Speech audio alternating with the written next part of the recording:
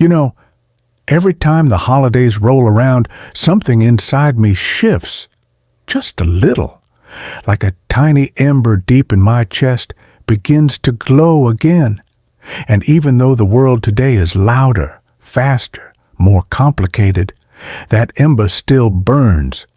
But when I think about Christmas in the 1960s, the memories don't take me to the tree or the presents or even the lights. They take me to the kitchen, to the warm, steamy, bustling kitchen my mother ruled like a quiet queen. That was where Christmas really lived.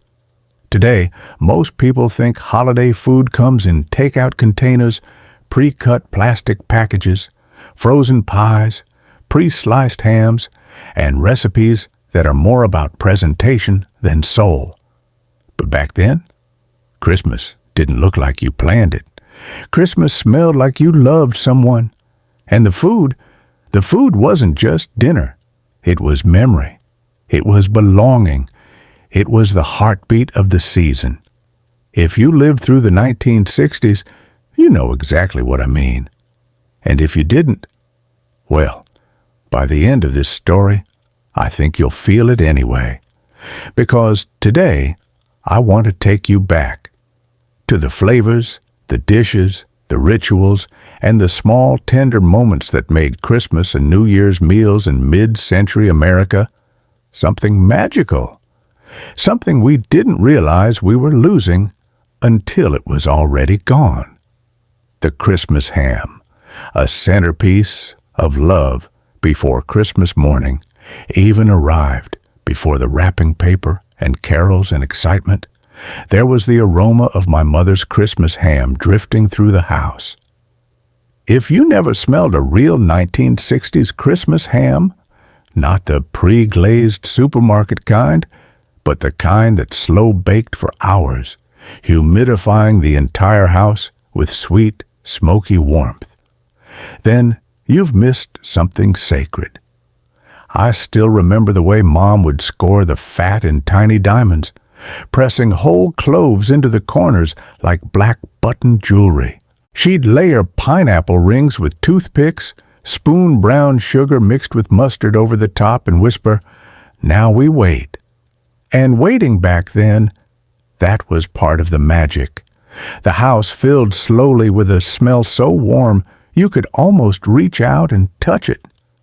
We kids would sneak into the kitchen pretending we were just passing by, but really hoping she'd carve off a small piece before dinner.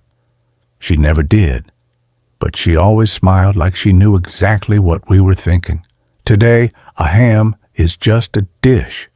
Back then it meant family is gathering, hands will be held, memories will be made, Christmas is coming. The holiday turkey, yes, it wasn't just for Thanksgiving. People today think of turkey as a once-a-year thing, but in 1960s America, a Christmas turkey wasn't unusual at all. It wasn't as enormous as the Thanksgiving bird, but it was always stuffed and always sacred. My mother didn't have elaborate recipes from food blogs or cooking shows. She had something better. Instinct. The stuffing was simple. Day-old white bread, onions, celery, sage, pepper, a little broth. No artisan sourdough cubes. No chestnuts flown in from Europe. No truffle oil. The magic was in the hands that made it. Today, people chase the perfect photo. Back then, we chased the perfect moment. And the moment that stuffing came out of the oven, steamy, soft, peppery, fragrant, you knew Christmas dinner had officially begun. The great Jell-O era, wiggly holiday magic. Now look, if you didn't grow up in mid-century America, you might not understand how big Jell-O really was.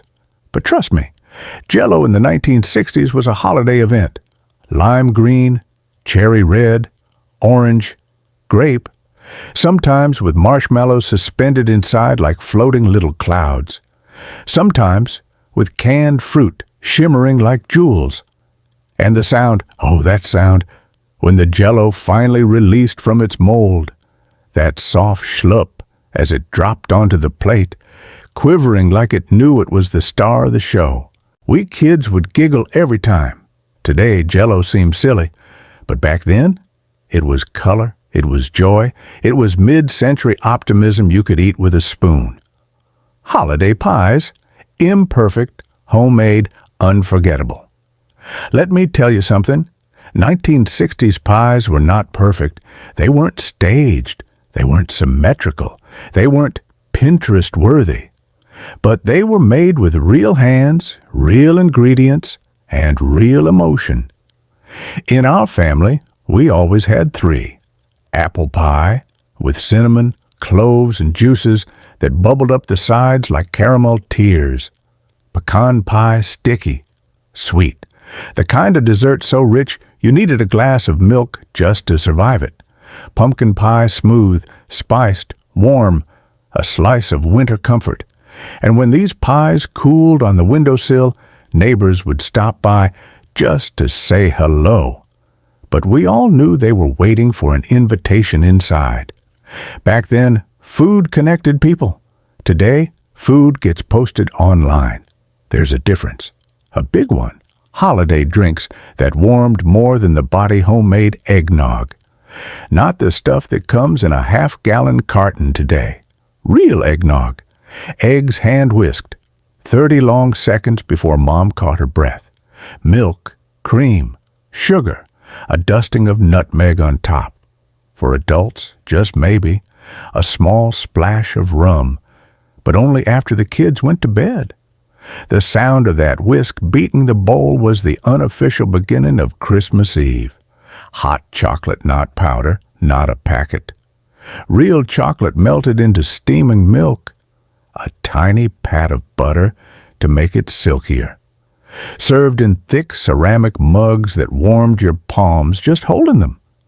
We'd drink it while sitting under blankets, listening to the winter wind tapping the windows. Like the world outside was reminding us how lucky we were to be warm inside. Christmas cookies, a family tradition, not a recipe. Every kid who grew up in the 1960s remembers this. A kitchen table dusted with flour, bowls of dough, cookie cutters shaped like stars, bells, trees, Santas. Sprinkles everywhere. Mom would roll the dough. We would help cut the shapes. Dad, when he wasn't too tired from work, would join us for 5 minutes and make some lopsided cookie no one had the heart to throw away. Those cookies tasted like childhood, like togetherness, like innocence. They weren't perfect, but they were ours, and I think that's why they meant so much. And here's what I've learned. When I look back on those holiday meals from the 1960s, I realize something important. My memory doesn't store the flavors. It stores the people. The soft sound of my mother humming while she cooked. The laughter of my sister sneaking chocolate chips. The warmth of the oven when you opened it and fogged your glasses. The way the dining room looked when all the candles were lit. The way the house felt full, full of life, full of love. In those days, food wasn't just food. It was how we said, I love you. I made this for you. We are a family. And tonight, this night, we belong to each other. The world has changed since then. We've rushed, we've digitized, we've outsourced. But the magic didn't vanish. We just stopped making it the way we used to. And the beautiful thing is, we can bring it back, one dish at a time, one slow moment at a time, one memory at a time. What a lot of people don't realize about Christmas in the 1960s is that the holiday didn't taste the same everywhere. Sure, ham and turkey were almost universal, but depending on where you lived, South, Northeast, Midwest, West Coast, the Christmas table had its own personality, its own accent, its own soul. Because back then, America wasn't as homogenized as it is today. Recipes weren't borrowed from blogs or Pinterest boards. They were borrowed from mothers, grandmothers, neighbors, and church cookbooks held together with tape and hope. And that's where some of the real magic lived. The Southern Christmas table, warm, generous, and unapologetically rich. If you ever spent Christmas in the American South in the 1960s, you remember the food before you remember anything else.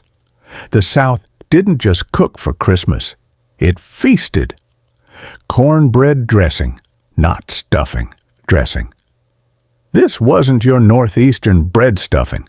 This was crumbled cornbread, onions, celery, sage, butter, so much butter, and broth so rich it tasted like the whole year boiled down into one pot. Southerners didn't stuff their birds. They baked dressing separately in big casseroles that steamed your glasses when you opened the oven door. For many families, dressing was the heart of the Christmas table. Sweet potato casserole. Not the modern dessert-like version drowned in marshmallows. The 60s Southern version was simpler. Mashed sweet potatoes, brown sugar, butter, a pecan topping that cracked under your fork like caramel bark. It tasted like childhood comfort wrapped in warmth. Biscuits. Fluffy, soft, steamy biscuits made by hand, without measuring cups, without anxiety, without perfectionism. Just hands that knew what dough should feel like. People today talk about comfort food. But in the 1960s South, it wasn't a trend, it was a language. The Northeastern Christmas table, old world roots, new world spirit. The Northeast had its own kind of holiday warmth, rooted in immigrant traditions, small kitchens, and recipes carried across oceans. Roast beef or standing rib roast. Many families in the Northeast didn't serve ham. They served a standing rib roast so fragrant it made the entire block jealous. You'd carve it slowly, carefully, letting the juices pool onto the cutting board. The sound of that first slice, that was Christmas. Oyster stew, a Christmas Eve classic in many coastal areas, milk, butter, salt. Oysters cooked just until their edges curled. Children pretended not to like it. Adults pretended not to notice. Italian-American traditions. If you had Italian neighbors, you knew. Christmas Eve belonged to the sea. The Feast of the Seven Fishes wasn't mainstream yet, but Italian families were doing it quietly, beautifully, lovingly. Smelts frying in olive oil, bacala soaking for days, calamari simmering in red sauce, and the aromas floated through apartment hallways like invitations. The Midwest Christmas table, simple, honest, from the heart.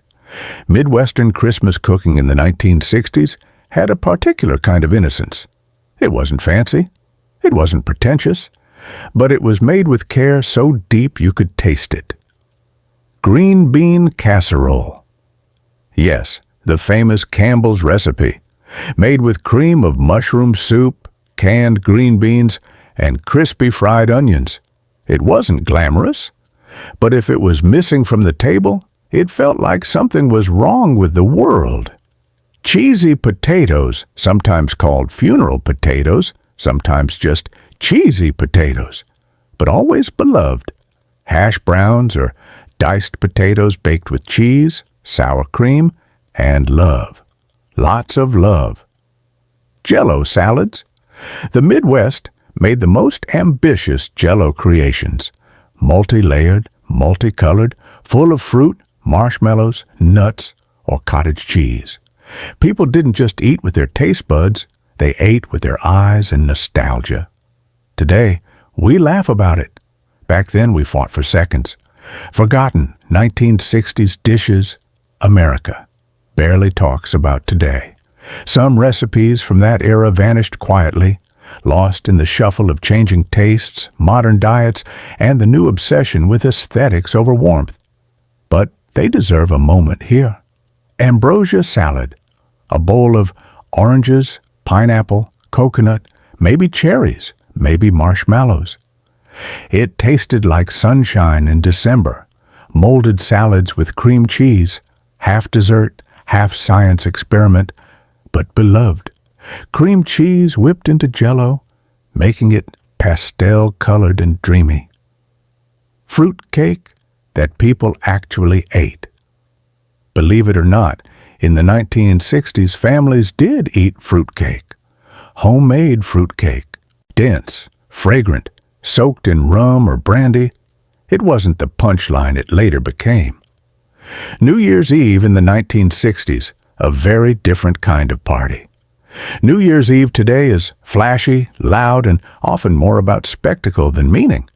But in the 1960s, it was intimate, warm, family-centered, neighbor-centered. Kids ran around the living room wearing cardboard hats. Parents played vinyl records until midnight. People toasted with ginger ale if they didn't drink, and champagne if they did. And the food was simple, joyful, and shared. Cocktail meatballs with grape jelly and chili sauce. Yes, that famous recipe was already circulating, and people loved it. Cheese balls and crackers. Every party had a cheese ball rolled in nuts. Every single one. Deviled eggs.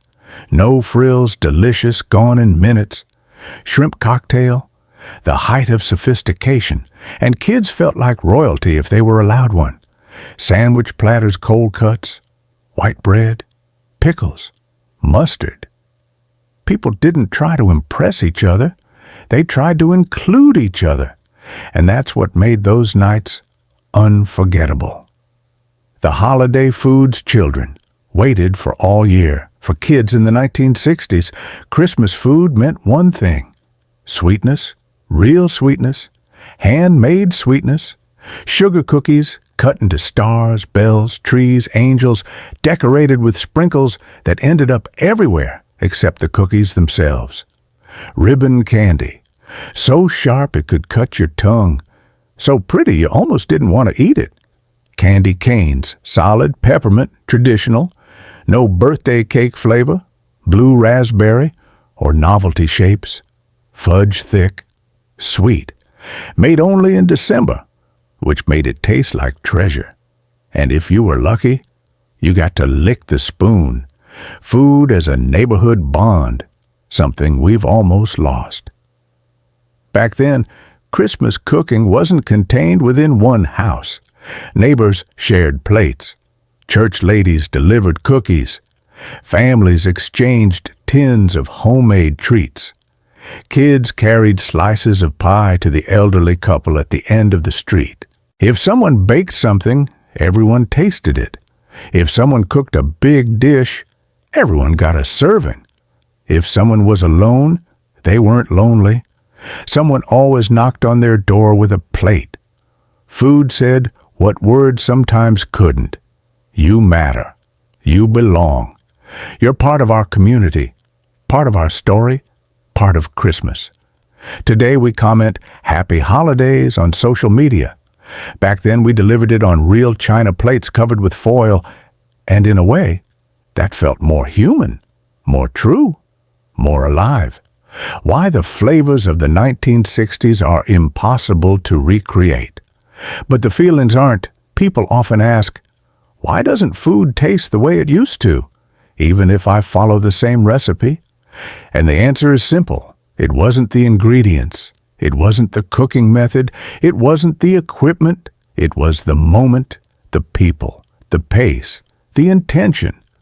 Food tasted different when Christmas slowed life down, when families cooked together instead of separately, when recipes were passed from hand to hand, not downloaded, when neighbors exchanged dishes instead of likes.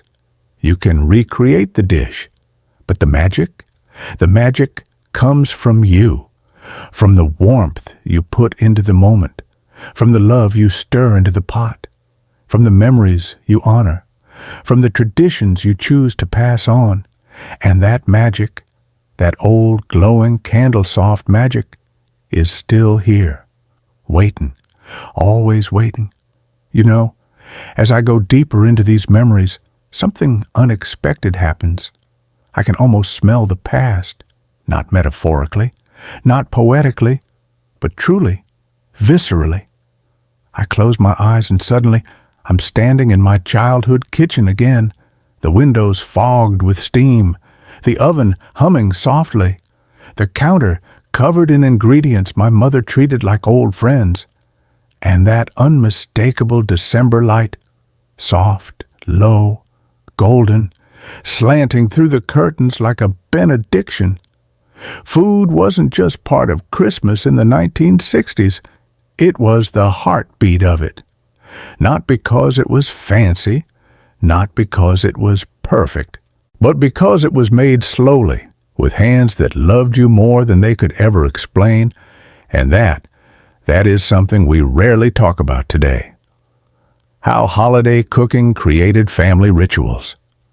That time can't erase. In the 1960s, Christmas meals demanded time. Time to chop, time to simmer, time to knead, time to taste, time to gather. And that time, those hours spent in the kitchen, wove a family together.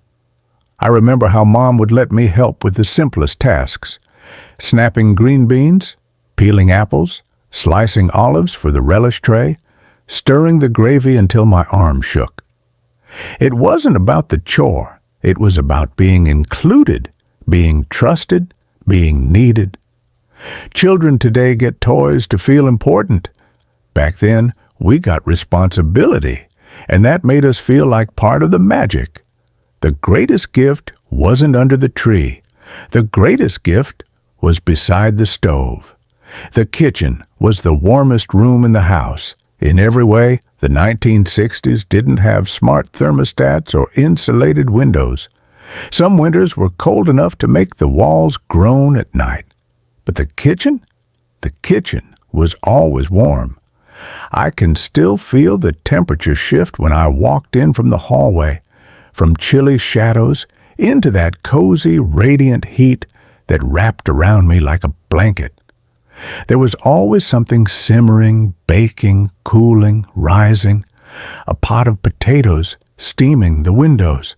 A roast giving off ribbons of aroma. Pies lined up like little golden soldiers. Cookie sheets clattering gently as Mom swapped them out. The whole room glowed, not just from the overhead light, but from the energy of care, effort, anticipation, and love. You could feel Christmas before you even saw it. The holiday relish tray, a small thing that meant more than you'd think.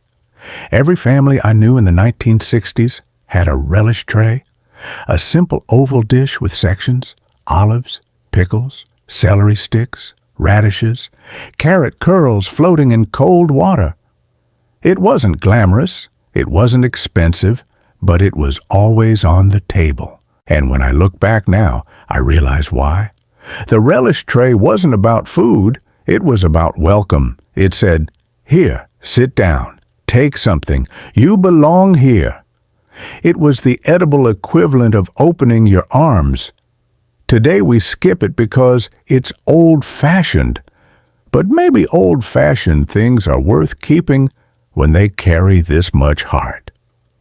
My father's quiet contributions to the Christmas table. My mother was the star of the kitchen, no doubt, but my father had his own holiday specialties.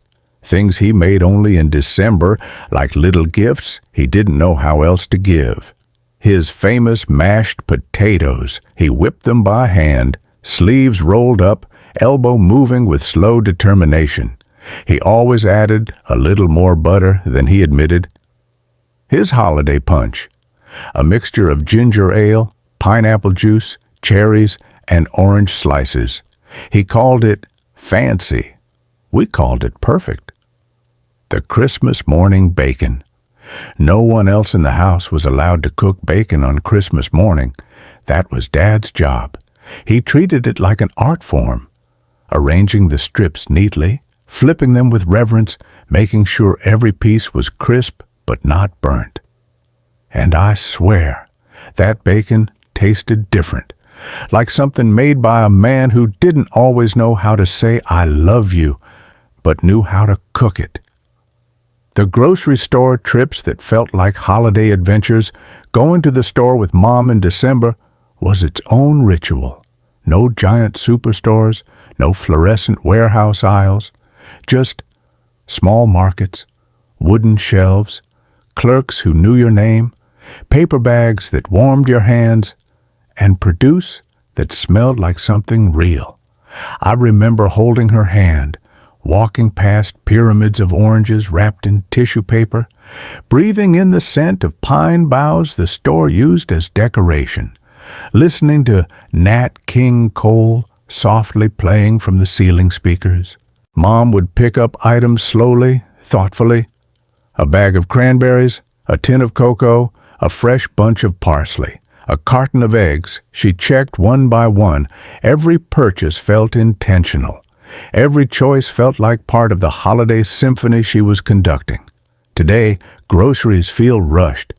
Back then, they felt sacred. Why waiting made everything taste better. Kids in the 1960s waited for everything, and that waiting, that slow, delicious anticipation, was part of the magic. We waited for cookies to cool, for pies to set, for the ham to finish baking, for the Jell-O to firm up, for the punch to chill, for Dad's bacon on Christmas morning, for the clock to strike dinner time. Everything required patience, and that patience became excitement. Excitement became memory. Memory became tradition. When you wait for something, you treasure it more. Today, everything is instant. Back then, everything was earned, including the meal. The sounds of a 1960s Christmas kitchen. A forgotten music. If I close my eyes long enough, I can still hear it. Not carols, not choirs, not records turning on the hi-fi, but the soundtrack of our kitchen, tap, tap, tap, Mom chopping onions, clink, clink, clink, mixing bowls bumping against the counter, whoosh, the oven door opening, sizzle, roast juices hitting the pan, tick, tick, tick, the timer counting down the last few minutes. Laughter. From my sister stealing a cookie, a soft sigh. From my mother, when everything was finally ready. It was a music no orchestra could replicate, because the instruments were ordinary. But the moment was extraordinary. Christmas Eve dinner, a ritual etched into the heart. Some families ate the big meal on Christmas Day. Others, like ours, had 2 celebrations. Christmas Eve dinner was always gentler, calmer, more intimate. The lights dim, the tree glowing softly, Mom bringing out just a few special dishes. Oyster stew for the adults, grilled cheese for the kids, fruit and cheese platters, leftover cookies arranged on a plate like small jewels. After dinner, we'd open one present, just one. Always something small, a pair of socks, a new book, a puzzle, a board game. And for some reason, that one present felt more magical than all the rest. Because it wasn't about the gift, it was about the night, the expectation, the quiet, the warmth. If I could bottle that feeling, just that moment, I think it could light up the darkest room. Christmas morning breakfast, simple, sacred, perfect. Before the presents, before the chaos, before the joy spilled over into laughter, there was breakfast, and it was always the same. Dad's bacon, scrambled eggs, toast with butter, oranges sliced into crescent moons, hot chocolate for us, coffee for the adults. The tree twinkled, the windows frosted, the whole world seemed to hold its breath, and we sat together, still in pajamas, still half asleep, eating the simplest meal imaginable, yet feeling like royalty. It wasn't the food, it was the moment, a family at its fullest, a home at its warmest, a memory at its brightest. The leftovers that became their own holiday people today underestimate leftovers, but in the 1960s, Leftovers were another celebration. Cold ham, turkey sandwiches, pie for breakfast. Jell-O you didn't have to fight your cousins for. Mashed potatoes fried into golden cakes. Sweet potato casserole eaten straight from the dish with a spoon. Those meals after Christmas tasted different. Not because the food changed, but because we did. The pressure was gone. The schedule was gone. The wrapping paper was gone. Only the love remained, and somehow leftovers tasted like gratitude. And here's the part that always makes my voice catch. I didn't understand any of this when I was a child. I didn't know how much effort went into every dish. I didn't see the tiredness in my mother's eyes when she stirred one more pot. I didn't notice how hard my father tried to make everything feel special. I didn't realize these weren't just meals. They were gestures of love.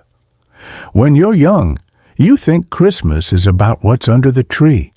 When you get older, you realize it was always about what was happening in the kitchen. The food wasn't the magic. The people were. And now? Many of those people are gone. Many of those kitchens are silent. Many of those recipes are fading, but the memories still glow, soft, steady, golden, like lights on a tree that never burn out. And that is why I'm telling this story. So the magic doesn't disappear. So the warmth doesn't fade. So the kitchens of the past stay alive in the hearts of the present. Because Christmas food in the 1960s wasn't about cooking. It was about connection, love, tradition, belonging, family, home, childhood, magic. And those things, those beautiful, fragile things, are still within reach, if we choose them. You know, the older I get, the more I understand something I never grasped as a child. Christmas isn't a date on the calendar. It's a collection of moments so fragile, so fleeting, that you don't realize how precious they were until you start losing the people who created them. The food, the dishes, the smells, they're just the doorway. What we're really trying to revisit is the world that lived behind them, a world where time slowed down, a world where families gathered because that's what families did, a world where love was expressed not with expensive gifts, but with a plate of warm food placed gently in front of you. And when I think about the holiday foods of 1960s America, the Christmas hams, the pies, the cookies, the Jell-O molds, I don't just remember the taste, I remember the people who held Christmas together. There's a particular kind of strength that lived in the women of the 1960s, a quiet strength, not loud, not boastful, not celebrated, but steady, sure, enduring. I can still see my mother at the kitchen counter, apron dusted with flour, her hair pinned up, her hands moving with a rhythm she learned from her own mother. She wasn't just cooking. She was teaching us patience, generosity, gratitude, togetherness, the value of doing something slowly, the importance of doing something with love. And my father, he wasn't a talkative man, not sentimental, not expressive in the way people expect fathers to be now, but on Christmas, something softened in him. He became gentle in ways you almost missed if you weren't paying attention. Maybe it was the way he poured syrup over pancakes on Christmas morning. Maybe the way he insisted the tree lights stay on all night. Maybe the way he paused before cutting the ham, taking a breath like he was remembering someone, or thanking someone, or simply trying to hold the moment in his hands for one extra second. We didn't realize it then, but our parents were the custodians of our childhood magic, the passing of traditions, and the fear of losing them. There's something bittersweet about growing older, something sharp, something quiet, because as time goes on, The holiday table gets smaller. The voices around it soften. The chairs empty one by one. And you find yourself cooking the same dishes your mother once made, only now you're the one stirring the pot. You're the one carving the ham. You're the one carefully choosing the pie that will sit in the center of the table. And the question hits you, am I doing it right? Am I carrying it the way they did? Because that's the thing about traditions. You don't fully understand their weight until you realize you are the one holding them. And the food? The food is the thread that ties all those years together. A recipe isn't just a list of ingredients. It's memory. It's history. It's love written in a language older than words. The Christmas foods we made to feel close to those who were gone. You don't know this as a child, but every family has dishes tied to someone who isn't there anymore. Maybe a grandmother who passed too soon. Maybe a grandfather who always carved the turkey. Maybe an uncle who made the best fudge in town. Maybe a mother who held the family together like beautifully woven lace. And somehow, even after they're gone, their food stays. The dish survives the person. You taste it, and suddenly the years collapse. The distance shrinks. Their voice speaks again. Their hands guide yours. Their presence fills the room in a way you cannot explain but feel with every part of you. That's what Christmas food was in the 1960s. A bridge made of scent and taste and touch. A way to keep the people we loved present, even after life said we couldn't. The magic of sitting down together. We talk so much about what people cooked back then, but not nearly enough about what it meant to sit down. The clatter of plates, the scrape of chairs on hardwood floors, the hum of grown-ups talking softly while the kids barely contained their excitement. Hands folded, heads bowed. A short prayer or a quiet moment of gratitude. Then, laughter, stories, warmth, life. You didn't take a picture of it. You didn't post it. You didn't pose for it. You lived it. There was always one moment, one tiny, fragile, perfect moment where everything felt still. The tree glowing, the candles flickering, the food steaming, the windows frosting, your family around you. That moment didn't last long. It never does. But the feeling stayed. Sometimes for decades, sometimes for a lifetime. What Christmas food meant to a child in the 1960s. Children don't judge recipes. They don't analyze flavor profiles. They don't compare your stuffing to a professional chef's. Children taste with their hearts. To a child in the 1960s, Jell-O wasn't gelatin, it was magic. Cookies weren't dessert. They were happiness. Hot chocolate wasn't a drink. It was warmth in a cup. Fruitcake wasn't a joke. It was a sign of adulthood. Turkey wasn't poultry. It was celebration. Ham wasn't meat. It was comfort. And the table was a universe, a safe one, a bright one, a world held together by the people who cooked for you, protected you, and taught you what love tasted like. The dishes that could make an entire room go quiet. Do you remember this? How sometimes, just for a second, the whole room would fall silent when a dish came out of the oven. When Mom carried the ham to the table, or when Dad cut the first slice of pie, or when someone lifted the lid off a steaming pot, people paused. Not because they cared about presentation, not because they wanted a photo, not because they were being polite, but because they were grateful. Grateful for the hands that cooked it. Grateful for the people sitting beside them. Grateful to be alive.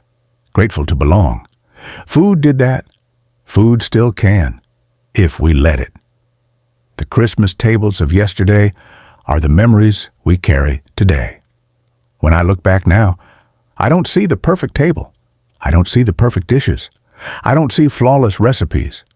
I see mismatched plates, chairs borrowed from the neighbors, slightly burnt rolls, cookies that broke on the cooling rack, gravy that was either too thick or too thin, pies with imperfect crusts, kids with frosting on their sleeves, parents smiling, grandparents glowing, a home full of life, noise, warmth, joy, and I would give anything, anything, to sit at that table one more time.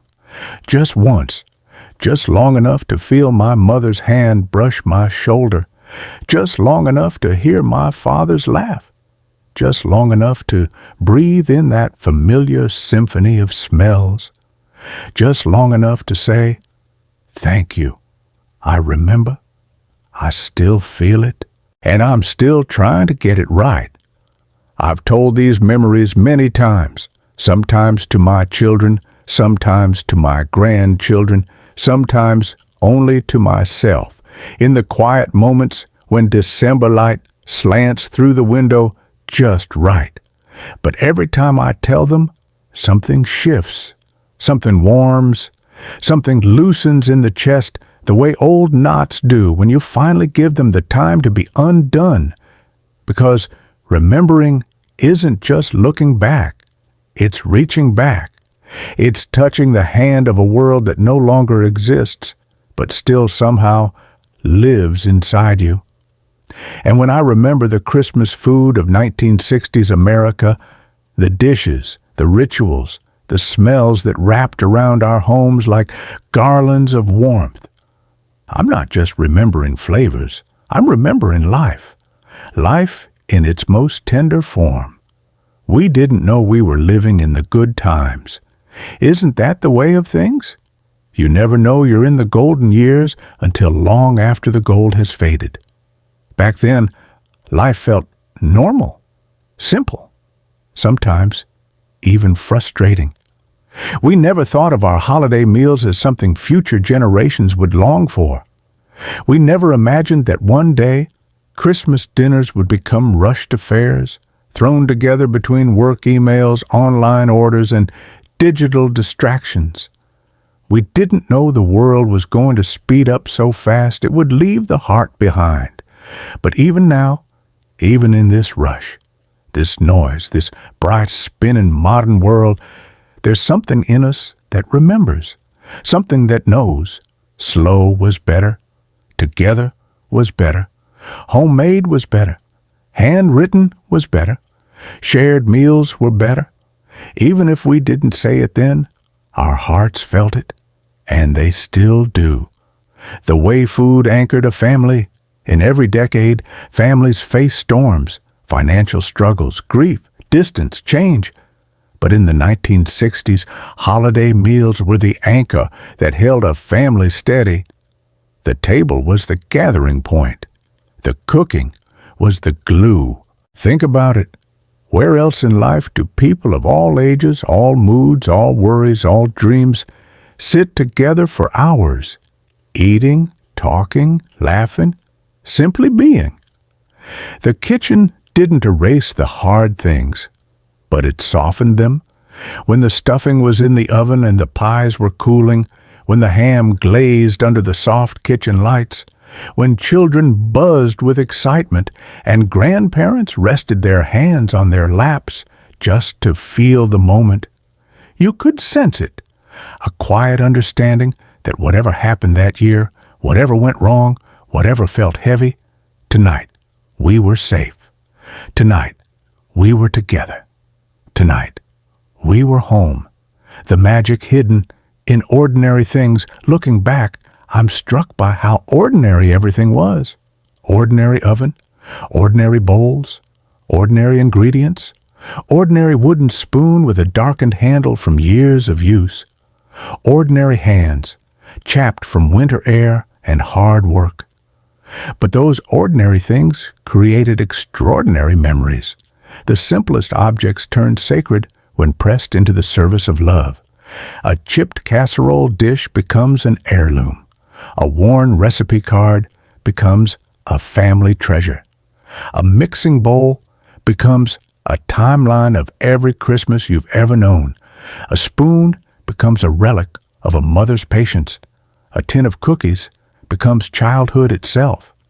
The 1960s were full of these small, humble things that somehow meant everything.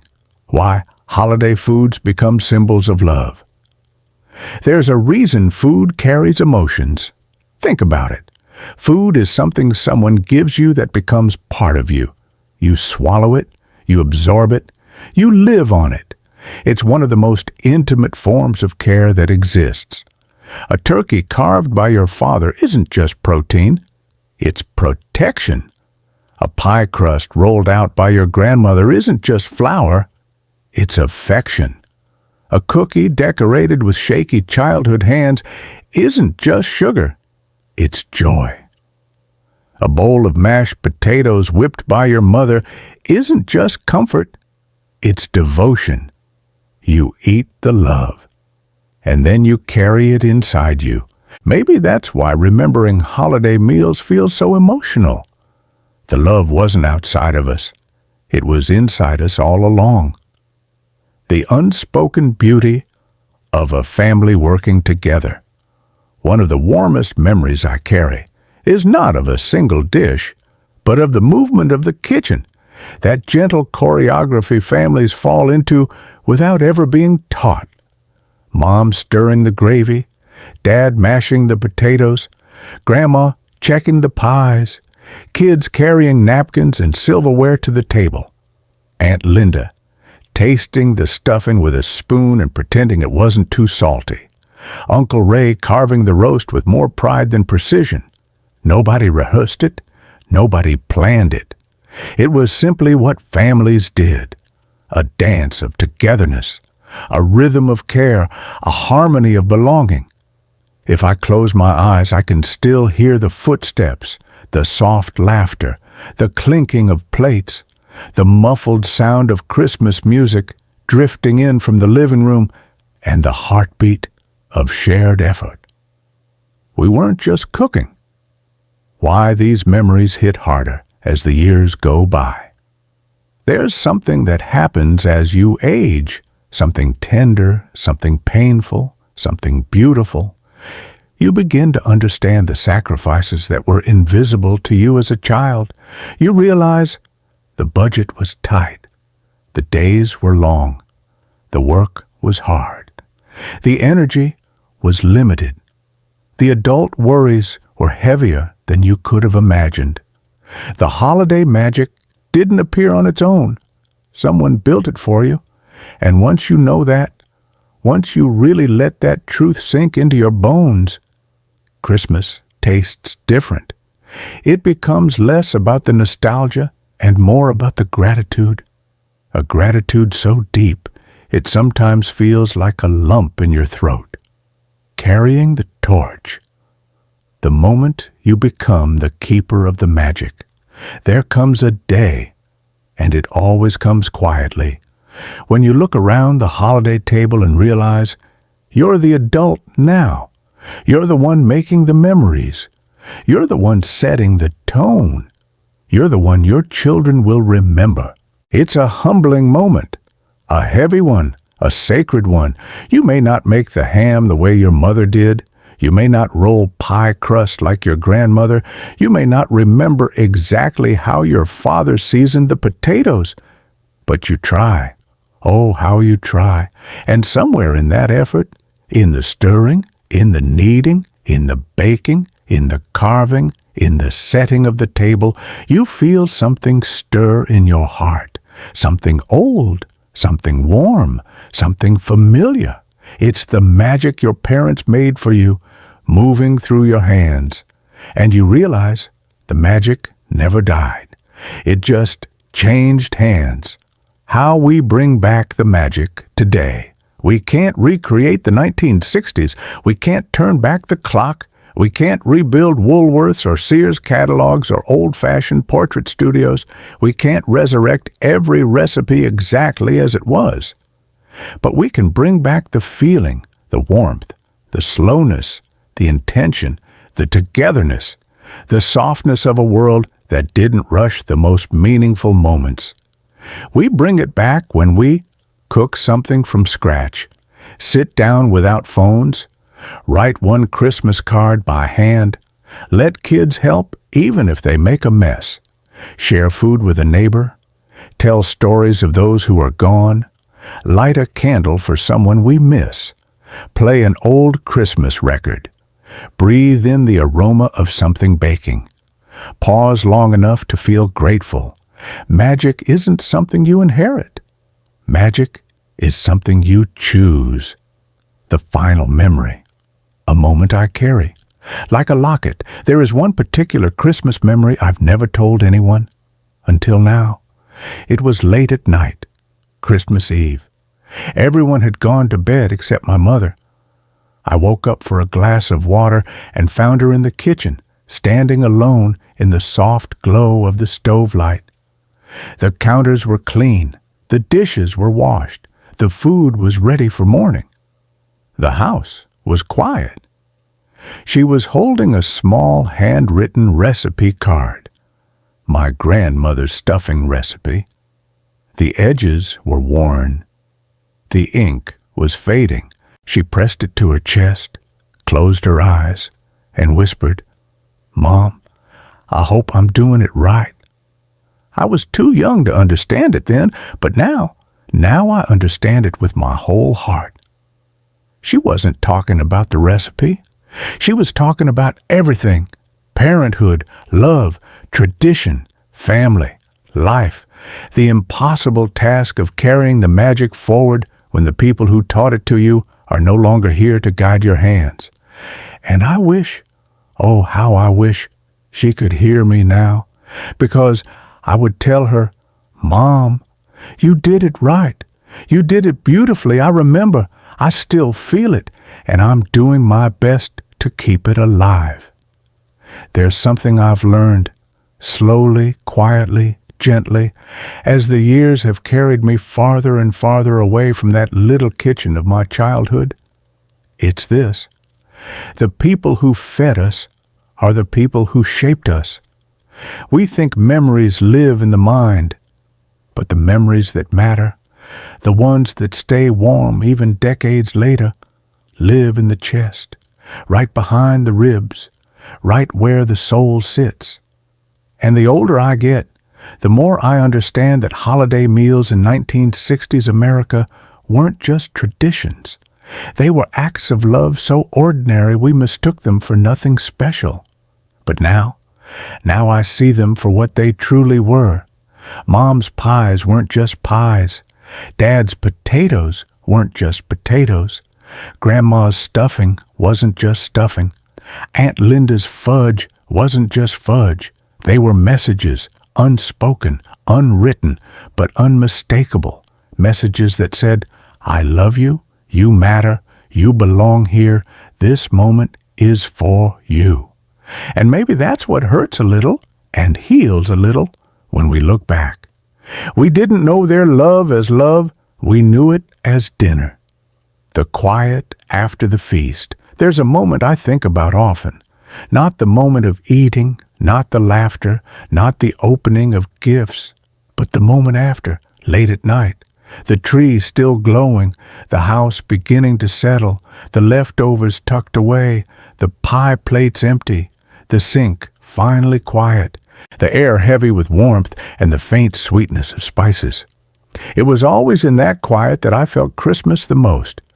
Not in the chaos, but in the calm, not in the gifts, but in the gratitude, not in the noise, but in the knowing.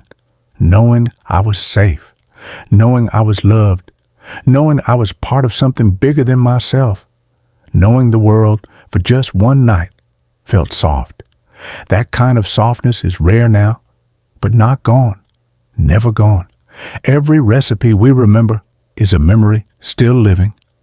Sometimes I take my mother's old recipe card out of the wooden box where I keep it. The ink is faded, the paper is worn thin. Her handwriting curls gently across the page like a voice calling out from somewhere warm. Bake at 325 degrees. Stir gently. Don't rush. Those last two words, don't rush. I don't know if she meant them for the stuffing or for life. Maybe both. So I follow them, not just when I cook, but when I think about her. I don't rush the memory.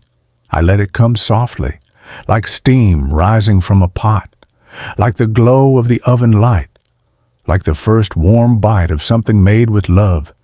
Because every time I cook one of her dishes, she's there, not in body, but in presence, in spirit, in the rhythm of my hands, in the warmth of our home, in the flavor that feels like childhood.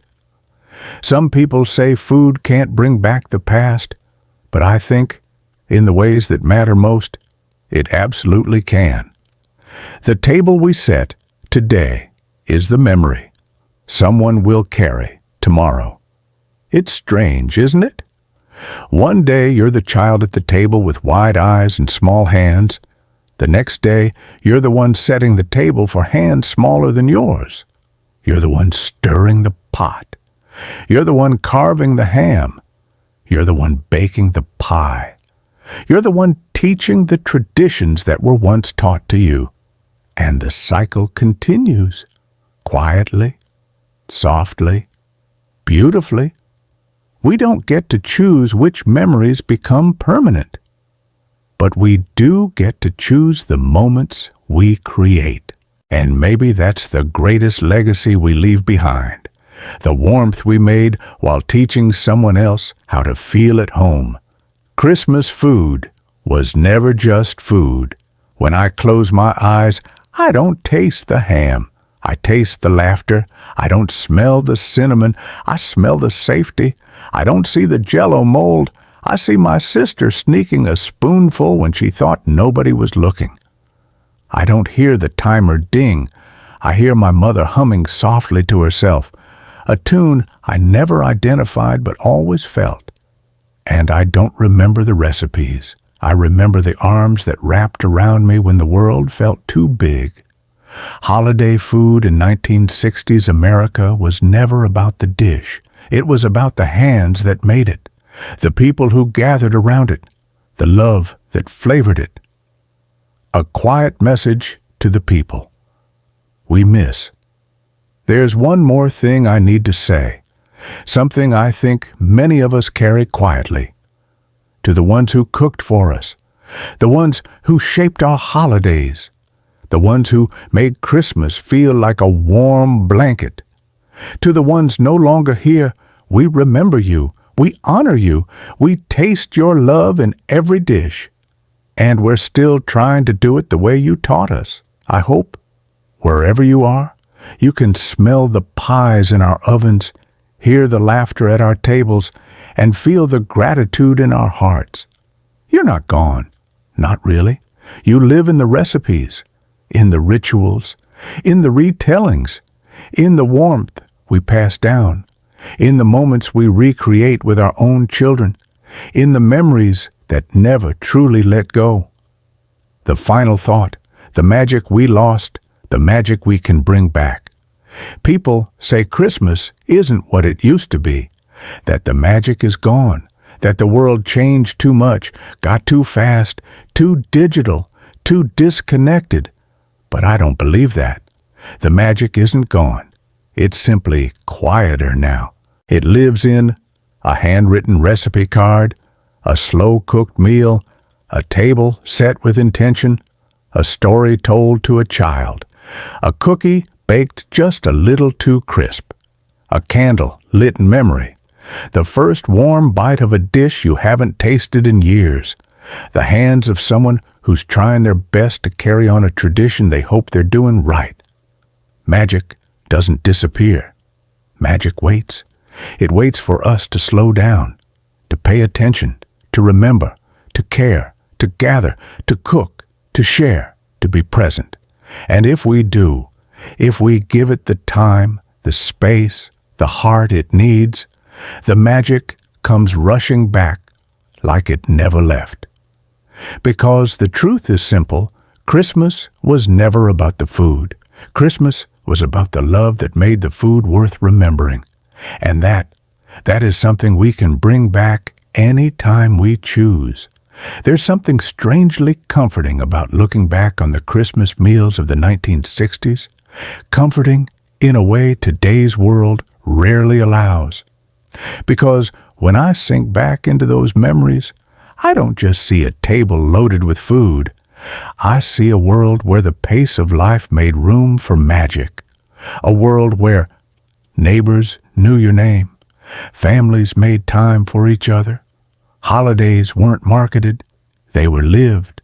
The kitchen was the warmest room in the house. The smallest traditions carried the greatest weight. And the more I think about it, the more I realize that the food itself is only half the story.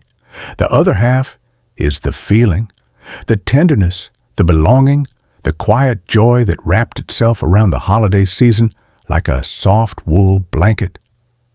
The little foods that carried big feelings.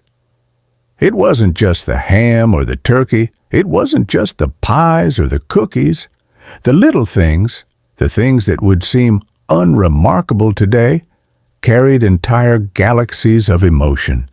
The bowl of mixed nuts on the coffee table, no one ever finished them, but they were always there. A sign that guests were welcome and time was abundant. The peppermint sticks in a glass jar, hard as rocks, sharp enough to scrape your tongue, but sweet enough to make a child feel rich. The box of chocolate-covered cherries, a once-a-year indulgence wrapped in red foil, shared carefully so everyone got at least one. The canned cranberry sauce wiggling onto the plate with perfect ridges sliced into discs, served without apology.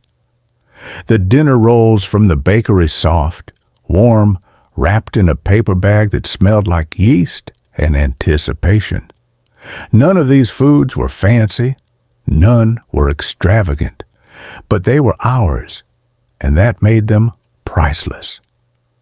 The refrigerator before the feast, a memory all its own.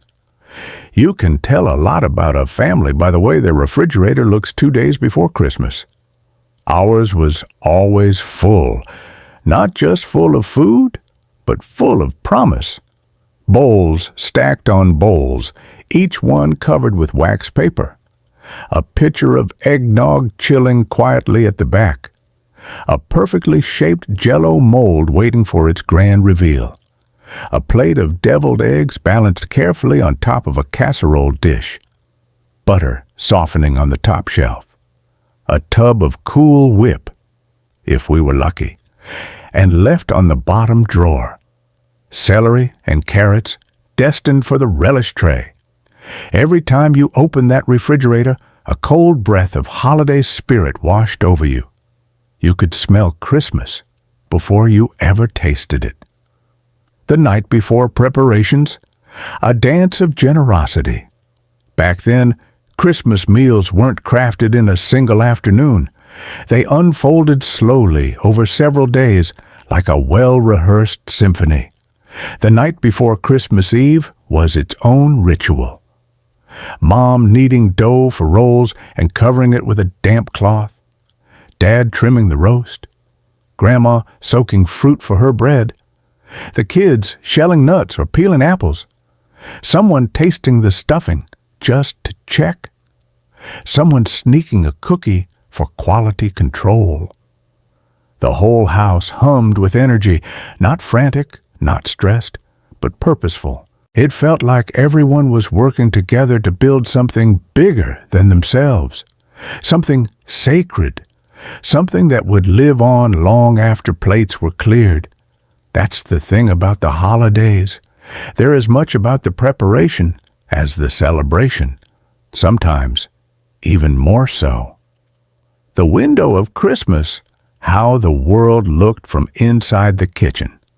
If you stood at our kitchen window in late December, just as the snow began to fall thick and heavy, you'd see a world painted in winter's gentlest colors, streetlights glowing gold against the darkness, icicles hanging from rooftops like crystal ornaments, neighbors scraping windshields, their breath rising in the soft clouds, little kids in puffy coats, dragging sleds up the hill behind our house, the faint flicker of Christmas lights reflecting off the snow. But from inside the kitchen, the world felt warm, protected, wrapped in comfort. The contrast between the cold outside and the warmth inside made everything taste better. A bowl of mashed potatoes was more than food. It was shelter.